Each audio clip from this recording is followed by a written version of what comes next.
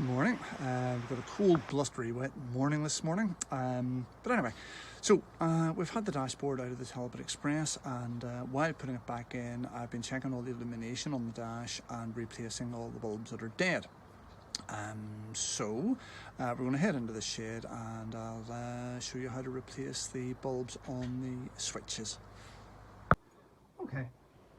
So we've been replacing the dead illumination in the dashboard switches. Every single one of them were gone. Now, fairly simple to do. Obviously, I have the switch unit out because the dashboard was out, and I've just taken the opportunity to change the lamps before putting it back in again. But out of the frame, the switch simply pops forward. It's just a simple friction clip. Now, the surface of the switch pops off. Again, it's just a very simple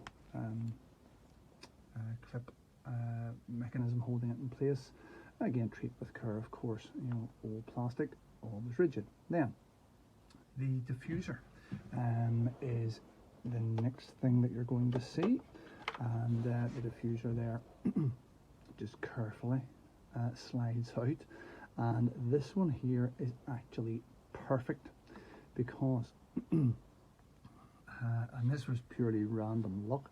The diffuser does actually act as the bulb holder, but in reality what happens is that over time those diffusers blacken with wear. You can see the heat damage on them, and they just eventually get to the point where if you touch them at all, they snap. So more often than not, that'll come out in pieces. But nonetheless, dead bulb, so out it goes. Joins the pile of dead bulbs, and then we simply put in place nice new bulb. And you can, if you look carefully, down in there you will actually see the lamp holder sitting at the bottom of the switch. Good idea just to depress the switch, and makes it easier to work with, less of a reach. But you see the lamp holder down in there, so just orientate, slide back down in, and push gently into place. It's as simple as that. And you'll note there that when the switch depresses, it actually travels up and down the shaft of the diffuser cum bulb holder. And the diffuser and bulb holder remain in place. One thing to note is that if the bulb holder, if the entire shaft has gone and broken, well then the thing to do is to actually drop the bulb in separately, and then I would use something like a little flathead nail and gently push the bulb into place into the holder, then replace whatever is left of the diffuser on top. But in this instance, we've been very fortunate.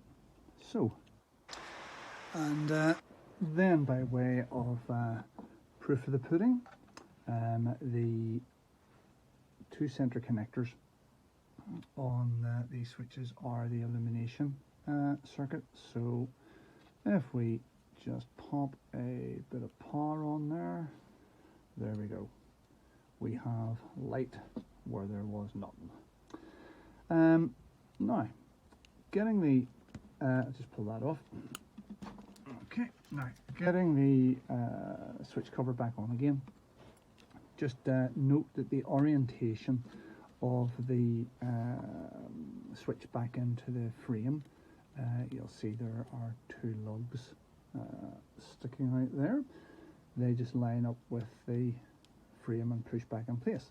But the point being that make sure the switch is at the right orientation before putting the lid back on. So get it where you want it to go.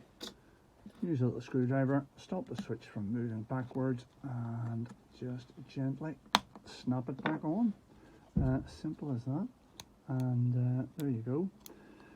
Illumination replaced, switch good to go. Just pop it back into the frame and that's us done.